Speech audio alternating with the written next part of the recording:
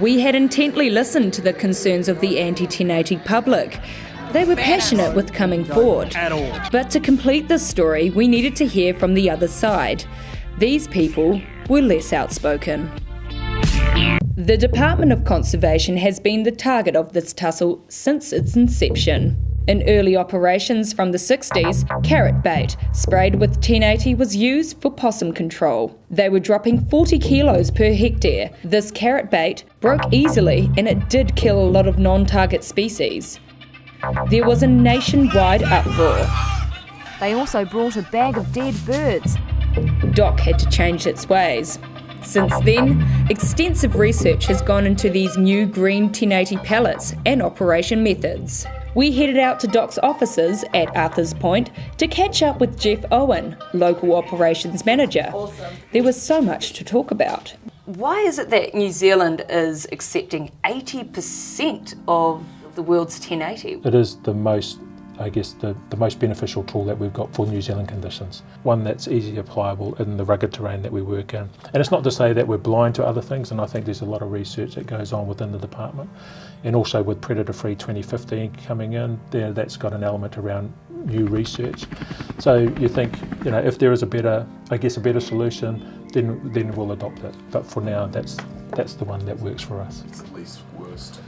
Well, it depends if you say the least worst or it's the best outcome. So some of those benefits, and maybe they're missed to some people, but in general, it is biodegradable in water. So it does break down into its original component parts and then quickly dissolves. It doesn't, leave a residue in the land, in the water, in plants. So it doesn't enter the food chain, for want of another description. Why do the pests go for it? When it comes out as a bait, it's a mixture of cinnamon and cereal and glue. So it's the smell. Glue. So it's the cinnamon that attracts them. So there's a smell, and of course that's laced with the poison, which is what you want.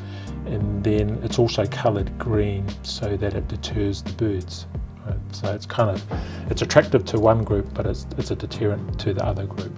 And of course, what it targets is kind of the mammals, and of course what's good for us is that we don't really have native mammals other than the bat. So most of our native species are birds. Yeah. But it wasn't just DOC who firmly believed that this was a necessary evil. Others started speaking out too. One of those responsible for informing the rising debate around our environmental challenges is Dr Jan Wright, who has for the past 10 years served as Parliamentary Commissioner for the Environment. She did a whole review around the use of 1080. Is it your view that there's simply no better alternative than dumping poison? At the moment, 1080 is absolutely invaluable. One of her conclusions was that we actually should do it more because of all of those qualities. Even Forest and Bird, an independent conservation organisation, have voiced their support for 1080. So we were curious to see if our own Kiwi Birdlife Park felt the same way. I'm definitely pro 1080. It's not perfect. The Department of Conservation knows it's not perfect. But we are losing 26 million native birds and eggs every year because of the predators. So if we don't do something, we're looking at losing about 80% of our native wildlife. You're just getting distracted by, these are only mallards, they're not natives. They're tiny. 70% of our animals are only found here in New Zealand. It's our duty to protect them. We have introduced these animals, they're all introduced by humans. It's our fault, so we also have to be the solution, and unfortunately we do have to control those predators. And like the Kia Conservation Trust, for example, they do amazing work saving Kia in the wild. This is a species that does get killed by 1080, and they're still pro 1080 because they know that the benefits outweigh the negatives. Say if it's 5 years until we can find an alternative to 1080, and that's being very optimistic, you're talking more like 10. In those 10 years, we're going to lose 260 million native birds.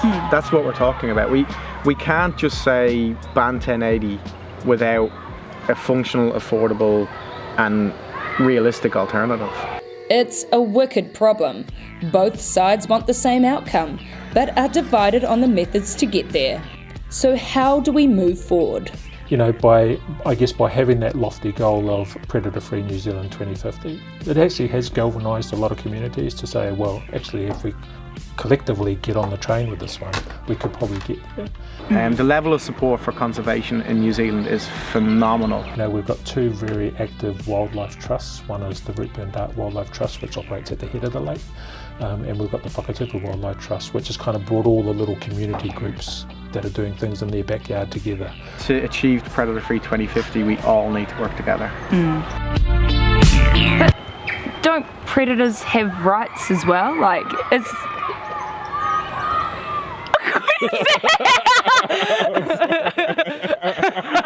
Thanks for that. Sorry. Predators have rights too, you know.